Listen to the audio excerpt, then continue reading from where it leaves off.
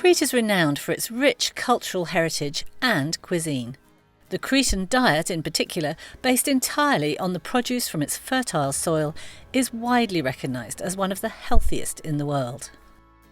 If you really want to understand about a region's culinary culture, it's not just about eating the food. You need to understand the provenance of the ingredients and engage with locals. And that's exactly what this Travel Edition's Culinary Crete tour is all about. You only have to visit some of the local markets to appreciate the quality and variety of fruit and vegetables available. But this tour is not just about looking at food, we also got to roll up our sleeves.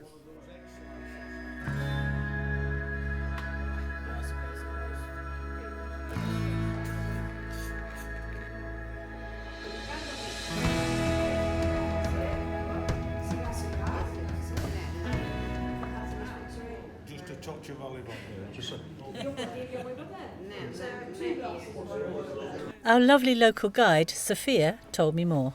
Yamas. Cheers to our health.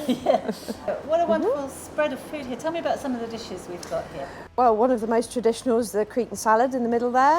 We've got tzatziki here, but yogurt based, dolmades, stuffed tomatoes and peppers, and courgettes, and some artichokes done in the oven. With potatoes. And obviously fresh seafood is a feature as well as meat, but vegetables really are a strong feature of the cuisine. Oh, definitely, yes. Right, it's the Cretan diet, it's quite well known, and all is based on olive oil, extra virgin olive oil. The table looks very full, but that is the way it's served. Everything comes together and people share. Yes, it all sort of starts coming siga siga, as we say, slowly, slowly. We start off with the cold plates, the starters, salad, and then we move on to main dishes, often oven-baked dishes and any fish or meat that might be on the table. And then, of course, at the end, we always have a small glass of tikudia just to digest it all. Yes. During the week, through our hosts, we got to know many locals, not least at our hotel, the Culinary Beach in Kissamos, very much a family-run business.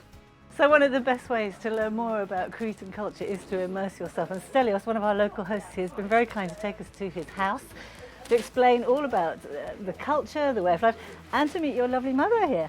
Yes, it's a happiness for us to have visitors and to show them the way that we live, the way that we grow up, what we eat, what we drink, and how is the future for our kids, everything about our village and our families. Yeah. And one thing we're learning this week is hospitality revolves around the table. So your mother makes the best lemonade and has given us some lovely biscuits and treats. Yeah. So it's all about the food as well, isn't it? Yes, for Greeks, you can see, it's, the first thing is about food.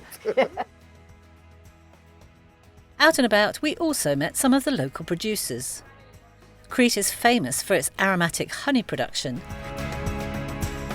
And with a quarter of the island covered by olive trees, it comes as no surprise that olive oil is referred to as the island's liquid gold.